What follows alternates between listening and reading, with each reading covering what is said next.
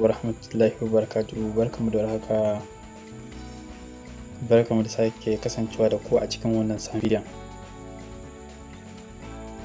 A cikin wannan sabon bidiyon zamu gabatar muku ne da sabon darasin mu akan wannan website din mai suna appgesa.com. A cikin wannan website din zamu koya muku hada application kala daban-daban, kuma sannan ka dauko su kai amfani da su, da yanda zaka yi download din su, da yanda zaka yi amfani da su.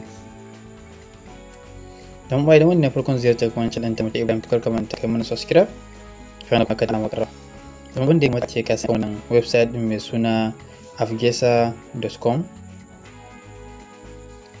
Wannan website ne da zaka hada application less than 5 minutes, a cikin kima abin da ya kai minti 5 zaka iya hada application, kuma sannan kai population din shi ka dauko shi kai amfani da shi da muka muku zamu muku darasi akan sa tun daga farko har karshe, wanda idan ka biyo mu a cikin wannan channel din ko kuma kai cikin playlist din da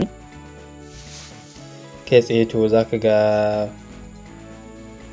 ga inda muka saka playlist din da zaka ga iya bidiyon da muka yi ne akan sa a wannan channel din tamu ta Ibrahim TechTube.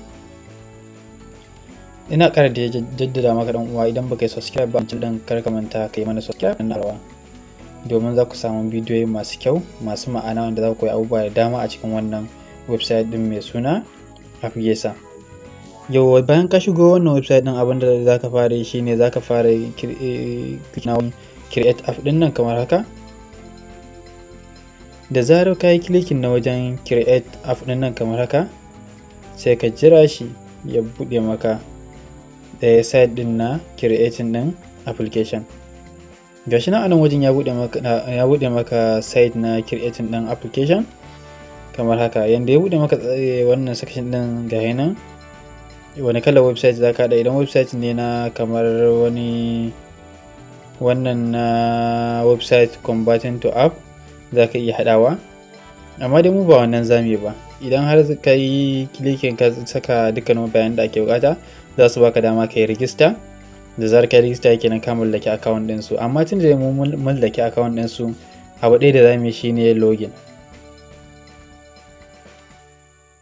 Zamu yi clicking na login din nan, login button din nan ne.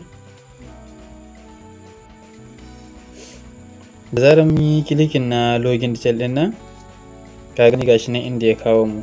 Nan waje ne zamu iya yin register. Ka gani nan waje inda ka saka email ɗin, ka sa password ɗin, kawai zaka yi sign up ne.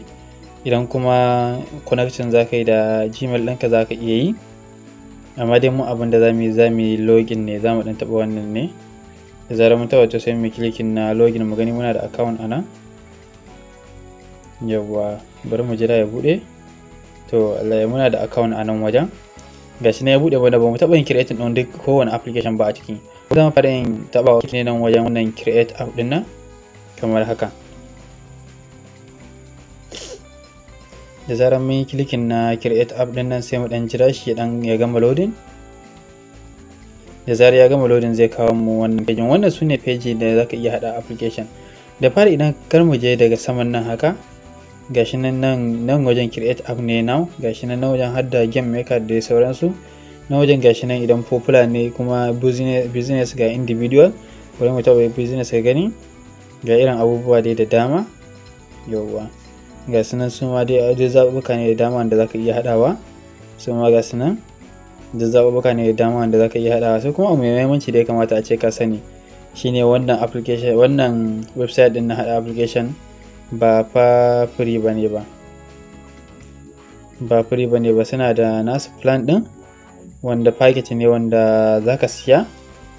Bayan ka siya, zaka samu damar dora shi akan Play Store, sannan zaka samu dora masa access. Amma dai zaka samu damar dora masa access ne idan ka sai babban package. Yau dan uwa, wannan shine karshen gabatarwar mu akan wannan application din, akan wannan website din. To dan uwa, kar ka manta kai mana subscribe, kuma sannan ka bibiya masu sauran bidiyon mu, domin zamu kawo muku bidiyoyi masu matukar kyau da ma'ana a wannan channel din tamu ta Ibrahim TechTube. Akan wannan website din namu zaka iya zuwa bangaren playlist din mu ka duba. Kar ka manta kai subscribe, ka danna alamar karrawa. Mun gode, sai mu hada bidiyo na gaba.